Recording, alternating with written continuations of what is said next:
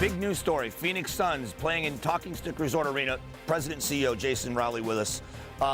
How's the controversy going now that the public is starting to be aware of what's really happening? So, as you know, when we first announced to the public that we were going to be going through this process, there was a lot of misinformation out there, and candidly, we didn't do as good of a job as we should have getting out in front of the public. We kind of relied on the city and their process, which is fine. We've had a great relationship with them, but should have done a better job getting out there in front of people. And so now we're having the opportunity to do that. We've hosted 3 town hall meetings and have 2 more the rest of this week. And as we've been able to get more information out there, educating people about the realities of how the deal is structured, the fact that the building is owned by the city of Phoenix, the fact that the revenue that is going to be utilized to pay for the renovations for the building come from a tourism tax that's been in place for 30 years and is not any increase or any new taxes being put in place.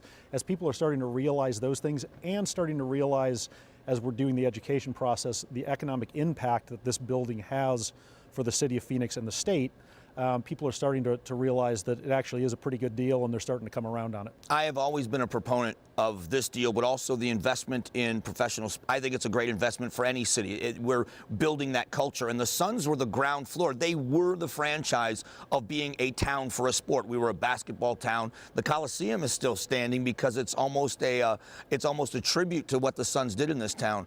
But it's so funny that when people don't realize that the city owns this building, just starting there and educating people has changed a lot of minds. It really has, and here's the best way to explain it I think people can understand.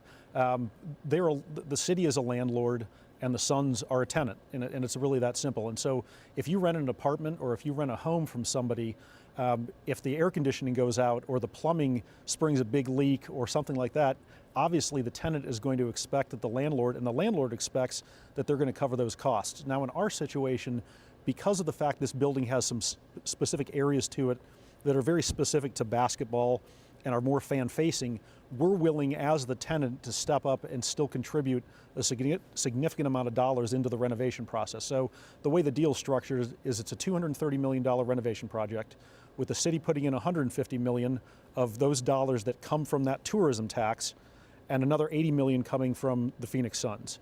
In addition to that, what we're looking to do is build a practice facility within the jurisdiction of the city of Phoenix. That will cost somewhere between $30 to $50 million. And the reason that's important is because what we're doing is we're extracting those areas out of this building and building them off site. So we're essentially giving up square footage so we can, and giving up the space in this building so we can have more concerts, other events that generate more revenue, generate more tax revenue, and higher rents for the city as well. So we're willing to do that, but if you look at it, it ends up being a very fair deal in that regard. Am I correct in the way the money is broken down is that the necessary repairs, whether it's plumbing, air conditioning, the upgrades as far as infrastructure go, largely are by the city, but when the money you're putting in, so if you want to expand the suites and make it a better experience for fans and corporate sponsors, you're putting that money in for those things? That's correct. That, the locker rooms, all those things that are more basketball specific and fan facing, we're going to handle those costs as well. And we're fine doing that. I think what's also important to recognize is even though somebody might look at it and say, well, the city's putting in $150 million, the Suns are only putting in 80.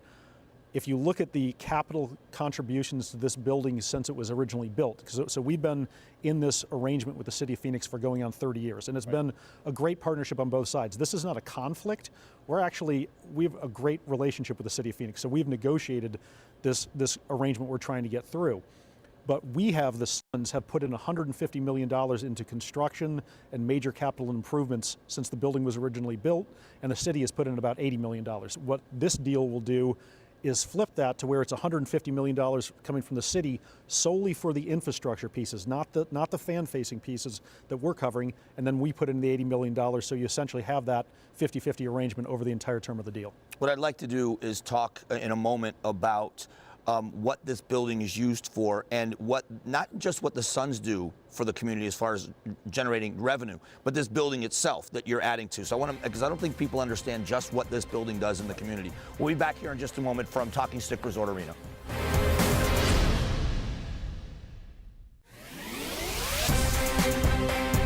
And we're back. We're at Talking Stick Resort Arena, and let's talk about the building for a moment and what it does. Now, Kid Rock's been here. Bocelli has been here. Billy Joel's going to be here. There is something for everyone that goes on here outside of what the basketball team does. This arena is something that is culturally cool downtown, but also draws people that go to the other restaurants and bars. So this does generate a lot of revenue in the community. It certainly does. So in terms of economic impact, the building generates $182 million a year in direct economic impact for the city of Phoenix. So you put that into, you think about that, how many kind of dollars that is, it's incredible. But to your point, the Suns are about 30% of the programming in the building, of the overall programming. We have about 135 to 140 ticketed events in the building per year, but we have concerts, we have family shows, we have Disney on Ice, we have wrestling, we have UFC, all of those things that really cater to a wide range of tastes and preferences. So it's not just, you might not be a basketball fan, but you might be a Rattlers fan. You know, you might be a fan of Bocelli or any one of these other acts. You might have Iron Maiden in here one night and Billy Joel the next. What we really try and do is program this building to the highest level so that we are satisfying the needs of the entire community, and so that this building is a point of pride for the community and something that continues to make downtown Phoenix vibrant and competitive in cities that are continuing to grow. If you want to compete with Dallas or Atlanta or Seattle or Las Vegas, you got to have a vibrant downtown. And people that complain about Phoenix is we're such a wide city and not a tall city that it's not a destination to come downtown, and this is part of what makes it a destination. First thing I ever saw in this building back in the mid-90s when I moved here, I came for the high school state championship. So this, I knew this is a multi-use building, and it's to lose the revenue or to lose this, you as the anchor tenant, that would be a huge loss for the city. And I think that the people in the city get it, and people are starting to learn that now that they're learning some of this information. It would be a huge loss, but to your point about the high school championship, so that's a great example. This building also programs about 200 community events a year that we allow basically different community partners to come in and utilize the building for nothing more than the cost of what you need to do to have staff here and run the electricity. So no cost, we're not making any money off of it, but because this is a community-owned asset, it's a city-owned asset, we have an obligation and a responsibility, and it's our honor to be able to bring these different groups in here. So whether it's St. Vincent de Paul doing big groups here, or high school basketball, there is actually more youth basketball played in this building than there is professional basketball. That's incredible. And I know you personally are involved in a lot of charitable things, so it's something that the entire organization does. I have a soft spot for Phoenix Suns charities and the things you've done over the years. Can you just talk a little bit about what you do in the community outside of this arena? Yeah, and I think that's really important. We try. You try to be good community partners as much as you can, and there's the dollars that we donate through Phoenix Suns Charities, which over the last 20 years has been about $21 million in total. But it's more the specific impact you have on different organizations. And one that I'd like to point to is our adoption of Central High School. So we adopted Central High School about 6 years ago because they were having issues with their graduation rates. And so we went in there and we've essentially contributed about $750,000 over the last 5 or 6 years to help them get tutoring and ACT and SAT tutoring assistance so that their graduation rates can boost. And we've actually seen their graduation rates go from about 65%, I think, to like 85 or 90%. Wow. So having that kind of direct impact is something we're extremely proud of. And we're part of this community, and if you're going to be part of a community, you have to give back, and you have to be willing to do your share, and it's something we're very proud of. You and I have a sponsor in common in Sanderson Ford, and at the Guardian Games they did with Special Olympics Arizona, and afterwards at the lunch, when that gorilla walks into that room, the entire room changes, and that alone shows the impact that you have had, this organization has had in the community for decades. Right, and the gorilla does about 400 plus appearances a year, so you do your count pretty quickly. That's sometimes more than one in a day.